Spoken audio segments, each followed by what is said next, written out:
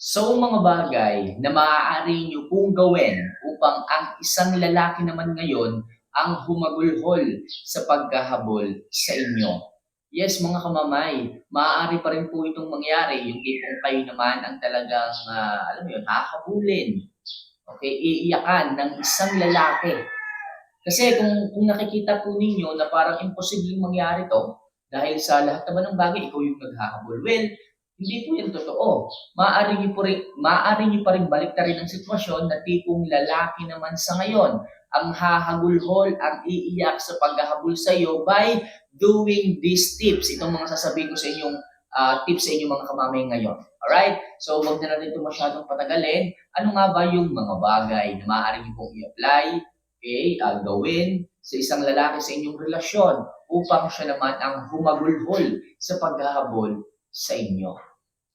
So number one, kung niloko ka, sinaktan, subukan mo na 3 to 4 days or 5 days bago ka magparamdam sa kanya. Yes, mga kamamay, sa ganitong tagal ng oras o sa ganitong tagal o ilang araw yung lumipas, talagang mag-iisip po ang isang lalaki. Right after na lokohin ka niya, saktan ka niya, o nahuli mo siya, sabihin na natin nahuli mo siya, may kasamang iba, may kahalikang iba, so huwag kang magparamdam. Okay, maging tahimik ka lang, piliin mo lang muna na mag-isa, okay? Pero huwag kang masyadong magdadamdam. Kung feeling mo na gusto mong mag-isa muna kasi kapag ka talagang ganyan, hindi may problema kayo, niloko ka, parang mas masarap kasi mag-isa kapag ka ganyan eh. Parang feeling mo, ayaw mo muna ng kausap, lalong-lalo na syempre yung lalaki, hahabulin ka na kaagad yan eh. Okay, hahabulin ka na kaagad niya pag nakita mo siya na may kasamang iba.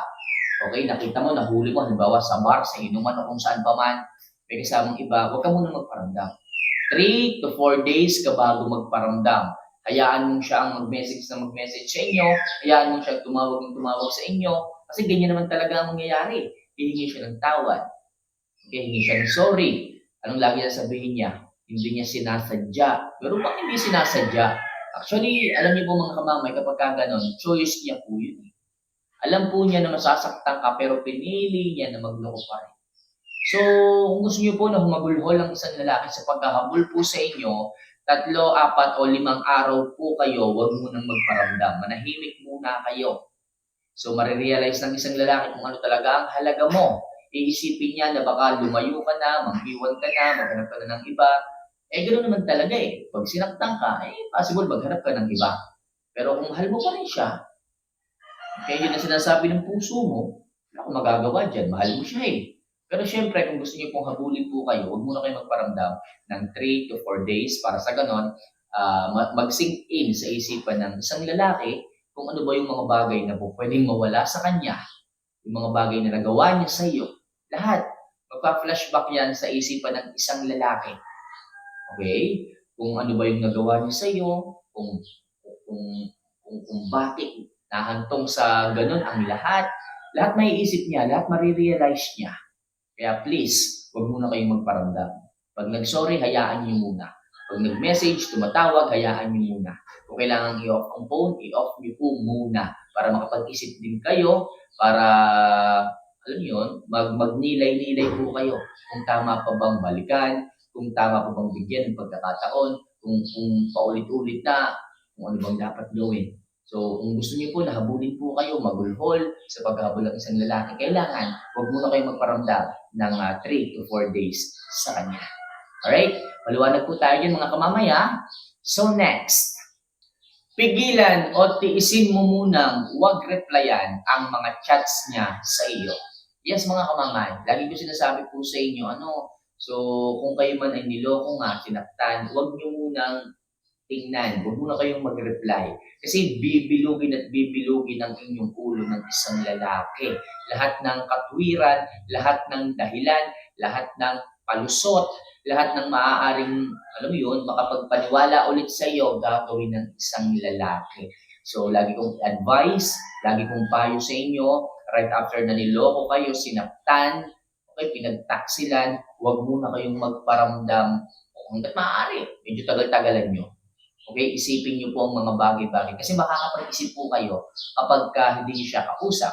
hindi nyo siya ka-chats, hindi nyo siya ka-video call, mas makakapag-isip po kayo kung ano ba ang dapat gawin, mas matitimbang po ninyo kung ano po ang dapat gawin sa kanya, sa inyong relasyon, kung dapat ba bang ipagpatuloy o ano, kumpara kapag nagme-message ka pa, nagre-reply ka pa, bibilugin ang ulo mo.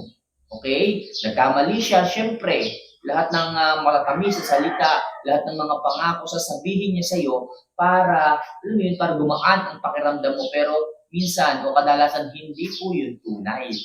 Okay? So sinasabi niya lang yun para maabsuelto siya sa sakit na naibigay niya sa iyo. So hanggat maaari, huwag muna kayong mag-chat, huwag muna kayong magparamdam, huwag muna kayong mag-reply. At sa mga panahon na hindi po kayo nag-reply o sa mga panahon tahimik po kayo, diyan po kayo mag-isip. Diyan po kayo mag-isip kung paulit-ulit na ang pagluloko, kung toxic na ang inyong relasyon, kung paulit-ulit na lang na sinasaktan kayo, diyan kayo makakapag-isip ng maayos. Hindi dapat bang ipagpatuloy o hindi na. Tanungin mo ang sarili mo, masaya ka pa ba? Tanungin mo ang sarili mo, okay pa rin ba sa iyo ang ganyang klase ng setup kung paulit-ulit na ang nangyayari? Sa ganyang paraan, makakapag-isip ka ng maayos kung hindi mo kaagad re-replyan ang mga chats niya sa iyo. So, maliwanag tayo dyan mga kamamaya. So, next. I-ignore mo muna siya paminsan-minsan. Yes, mga kamamay.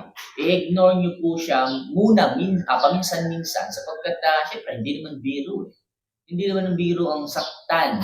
Hindi naman biro ang lokohin ka, di ba? So, syempre, nandun na yung trauma. Nandun na yung takot na baka isang araw, pagising mo, niloloko ka na naman. So, i-ignore mo muna siya. Iparamdam mo sa kanya na talagang lubos kang nasaktan.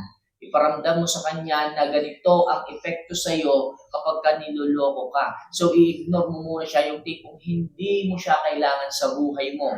Sapagkat wala naman siya ibang ginawa sa iyo kundi ang lokohin, kundi ang saktan ka, kundi ang paikutin ka, kundi ang iputan ka sa ulo. Di ba? So, napakasakit niyan eh. Kahit ako, nakakadala yung ganyan, nakakatrauma yung ganyan. Yung ba paulit-ulit kang lokohin? Yung ba paulit-ulit kang saktan? Mangangako na ganito, aayusin ng lahat, pero ayan na naman, problema na naman. Tapos ikaw, hindi mo na alam, patatawarin mo ba ito? Ulit-ulit na lang eh. Di ba? Kaya minsan, nakakapagod talaga yung ganyan. Kaya minsan, talagang parang gusto mo lang ding sumuko. Mahal mo yung tao, kasi yung tao, pinapakita sa'yo, hindi maganda, hindi maayos. Kaya minsan, okay, dapat mo rin siyang ignore. Kaya minsan, dapat mo rin siyang baliwalain para makita niya na ganito ang epekto sa iyo ng mga pagluloko niya. Na ganito ang epekto sa iyo kapag sinasaktan ka niya.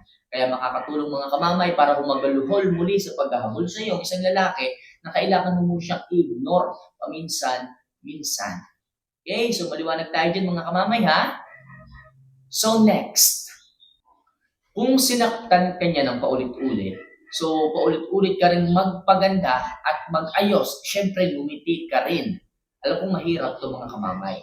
Yung tipong ang sakit-sakit pero kailangan mong umiti, kailangan mong mag-ayos, kailangan mong magpaganda. So bakit mahalagang gawin to mga kamamay? Actually, dapat nga ganito yung ginagawa ninyo mga girls eh. Kahit sinaktan kayo, kahit niloko kayo, ipakita nyo pa rin yung pag-aayos, yung pagpapaganda, yung pagpapataas ng sarili po ninyo para sa ganon. Okay? Makita pa rin ng isang lalaki na hindi ka naaapektuhan sa kanyang mga ginagawa. Although masakit, although talagang lantaran na, pero kailangan mo pa rin magpaganda para magsisi siya na ito pala yung sasayangin niya, na ito pala yung mawawala sa kanya kapag patuloy kang nanakit. And syempre, ipakita mo rin na kaya mong lumayo. At ipakita mo rin na kaya mo rin mang-iwan, hindi yung ikaw yung naghahabol palagi sa kanya. Yan po kasi ang dahilan kung bakit lumalaki ang ulo ng isang lalaki. Kung bakit hindi tumitigil sa kalokohan ng isang lalaki sapagkat paulit-ulit yung tinatanggap. Ang dali niyong patawarin. So ipakita nyo na mahirap kayong mag-heal o it takes time para mag-heal kayo para sa ganun ng isang lalaki ay madala. Para ang isang lalaki ay umiwas sa pananakit. Ipakita ninyo na hindi biro ang pananakit. Ipakita ninyo na maaari kayong mawala, maaari kayong lumayo, maaari kayong mag-iwan, maaari kayong, madurog kapag patuloy at patuloy siyang gumagawa ng kasalanan. So anong dapat niyo pong gawin? Mag-ayos pa rin, magpaganda pa rin, bawasan ng oras sa kanya, bawasan yung focus sa kanya. Kung dati, Nandun yung concern mo na palagi ka nag-message. Babe, kumain ka na ba? Babe, kumusta ka na? Babe, huwag kang magpapakapagod. So right after na lokohin ka, alisin mong lahat ng yun. Alisin mo yung concern, alisin mo yung, alam mo yun, yung pag-aalaga, pag-aalala sa kanya, alisin mo lahat ng yun para makita niya ang mga possible na maaaring magbago.